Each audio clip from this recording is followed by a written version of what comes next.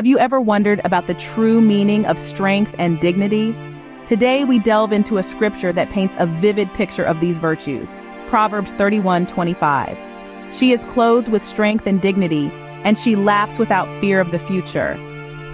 A phrase that not only resonates with Christian women, but also inspires them to rise and shine in their respective lives.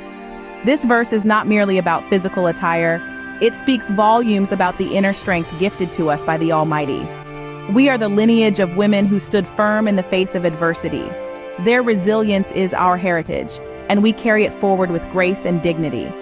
Dignity in this context goes beyond maintaining self-respect. It is about setting healthy boundaries, standing up for ourselves, and conducting ourselves with integrity in our professional lives. As the daughters of the Most High, we deserve nothing less than respect. The verse also mentions laughter, which symbolizes the joy and faith we have in God's presence. It's not about negating our struggles, but facing them with a positive outlook, knowing that He is by our side. Laughter becomes a symbol of our strength and a reminder of the blessings we have. If you're feeling overwhelmed by professional pressures, or if the future seems daunting, let this verse be a source of encouragement. God has equipped you with the strength and wisdom to overcome any challenge.